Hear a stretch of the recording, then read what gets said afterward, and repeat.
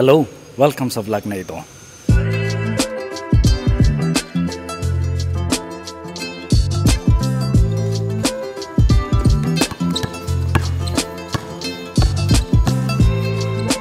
Simula nung bumalik ako ng Kenya, ang daming nangyari. Bumalik sa diocese, nakipag-meet kay Bishop, umattend ng first clergy meeting ko after 3 years. Nawala dito sa Pilipinas, pinayagan magbakasyon, lumuha ng Imus, nagpakatanduanes, nag-spend time, quality time sa pamilya.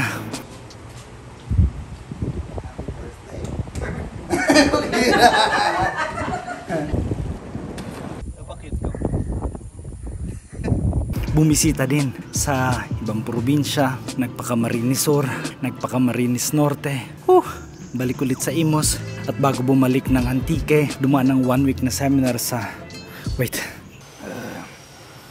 week na seminar sa Tagaytay. Bumalik ng Antique, mag-Holy Week sana dito sa parokya ni Santa Rita de Casia. Ay nako, nagka-COVID, nagka-dengue. By the 29th of April, yun na talaga ang official ko, mansari ko dito sa parokya. Pagdating dito sa parokya, sa loob ng almost 8 months, ang daming nangyari. Wow, nakapag-meet up, nakipag-catching up sa mga dating parokyano. Uy, Father!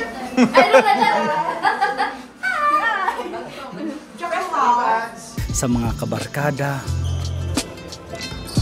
Wow, sa mga itinuturing na pamilya. Wow. Ang dami pa.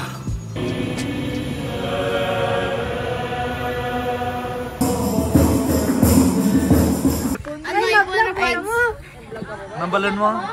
Nene, ikaw ito.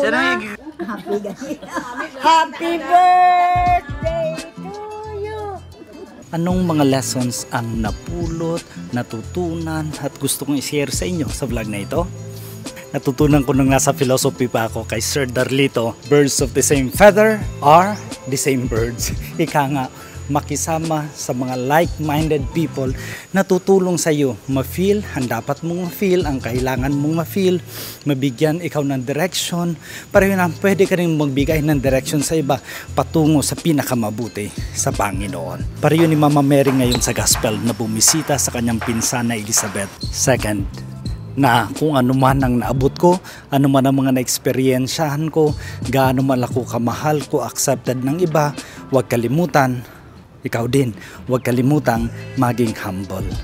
Humble, humble, humble. In short, iwasang magkaroon ng entitlement mentality. Pareho ni Mama Mary na alam niya nang nasa tiyan niya salvation si Jesus, pero siya ang unang nag-greet sa kanyang pinsan na si Elizabeth. At kung makapagbibigay ako ng notable mention, ito yon natutunan ko kay Father Arman. Our yes to God is all that matters no matter what. Hambal ni Saint Elizabeth kay Mama Mary, blessed are you na nagpamati sa ginsiling sang Ginoo. Last but not the least, laging tandaan, hindi tayo finished product. Mukhang cliche pero totoo. Habang buhay tayo, may chance na magbago. Habang buhay tayo, laging may chance para mag-improve, mag-develop. Kaya tandaan, sa pag-develop, sa pag-improve, sa pagbago, kailangan palagi yung nangyari kay Saint Elizabeth. Before siya nagsabing, blessed are you, para kay Mama Mary, na puno muna siya ng Espiritu Santo.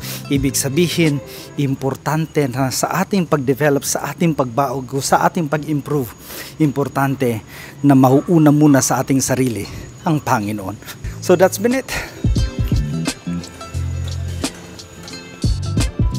Pasensya sa pawis. 7th day na tomorrow ng Aguinaldo Masses. First Aguinaldo Masses ko after 3 years. Na-imagine nyo kung gaano to kabigat, kahirap, ka-challenging para sa akin. Itong mga nakaraang araw after ng misa ko in the morning, para akong binagsakan ng ilang sakong semento.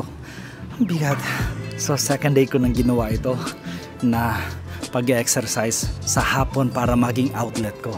Anyway, sana patuloy tayo na nagsisimba, tuloy tayong nananampalataya, at sana wag nating kalimutan na ikaw at ako blessed, ikaw at ako blessings. Thank you for watching this vlog. See you sa susunod.